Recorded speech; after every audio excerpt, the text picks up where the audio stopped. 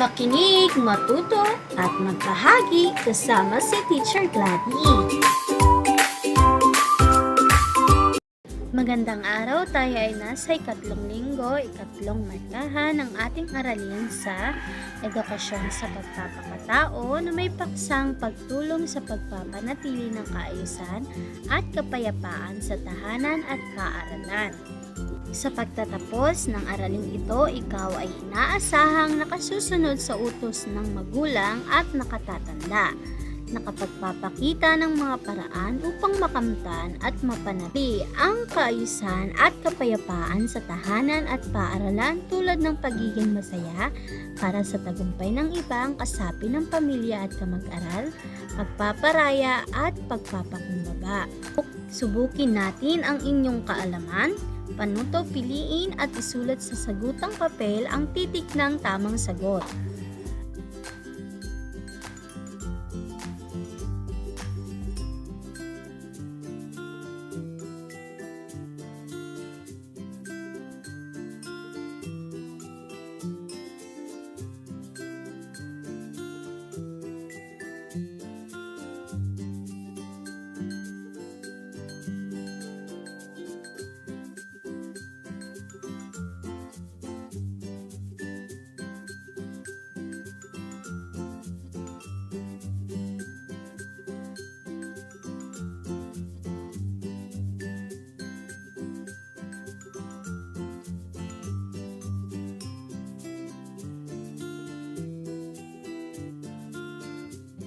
Balikan naman natin ang ating nakaraang aralin. Piliin at isulat sa sagutang papel ang titik ng tamang sagot. Una, alin sa mga sumusunod ang karapatan ng isang bata? A. Pilhan ng mga laruan. B. Paluin at pabayaan ang bata.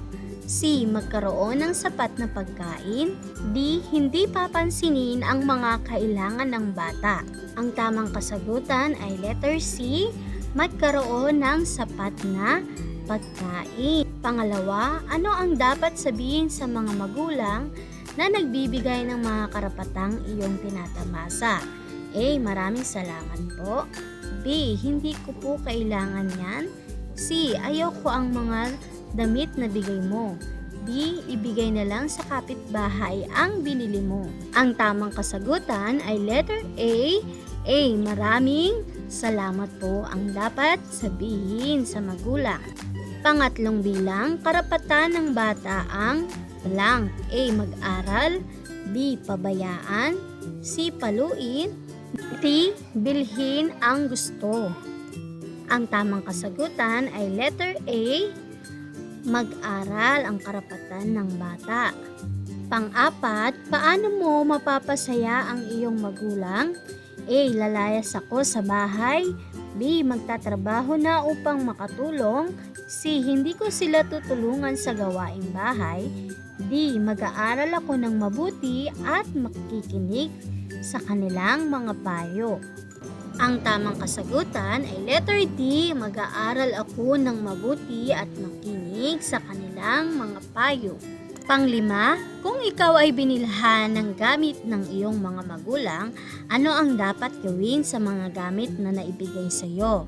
A. Ibigay ko sa aking kaibigan kasi hindi ko gusto. B. Iingatan at aalagaan ko ang mga bigay sa akin. C. Itatago lang para hindi masira.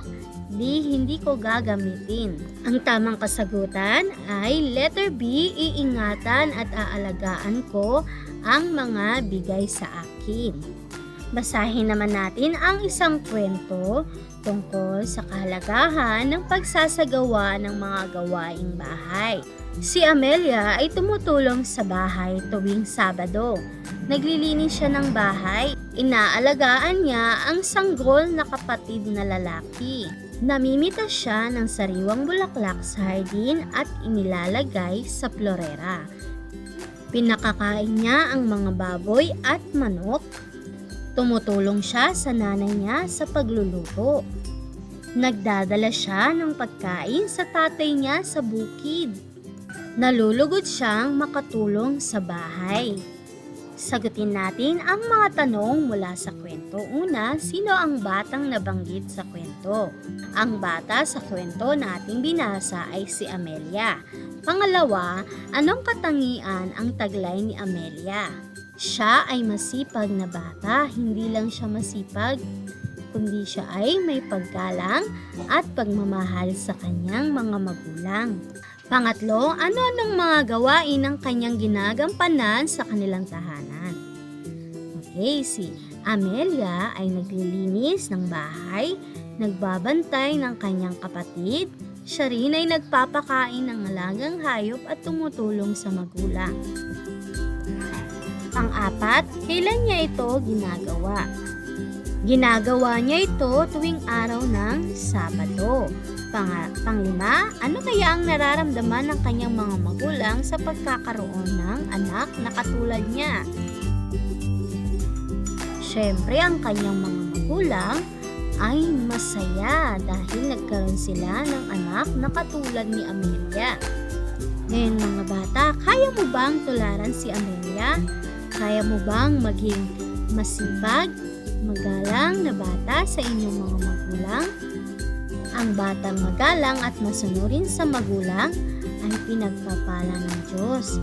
Ang pamilya din ay nagkakaroon ng kasiyahan at kapayapaan. Sa gabay ng inyong magulang, basahin ang maikling kwento at sagutin ang mga gabay na katanungan.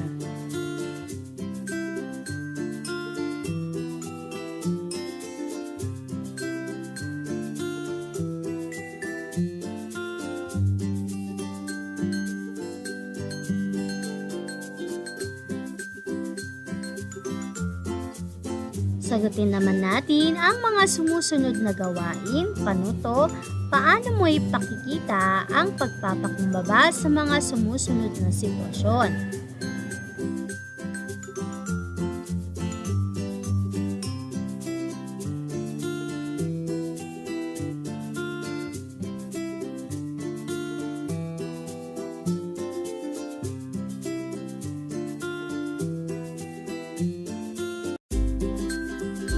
Tandaan natin, tungkulin ng batang tulad ninyo ang makiisa o tumulong sa pagsasagawa ng mga gawaing bahay sa tahanan. Makakamtan ang kaayusan at kapayapaan sa tahanan kung tayo ay marunong magparaya at magpakumbaba. Gawin ang isabuhay natin. Basahin ang kawikaan na nasa loob ng ahon. Sang-ayon ka ba sa kawikaan? Sagutin kung bakit. Tayahin natin, panuto, isulat ng tama kung wasto ang isinasaad ng pangungusap, mali naman kung hindi.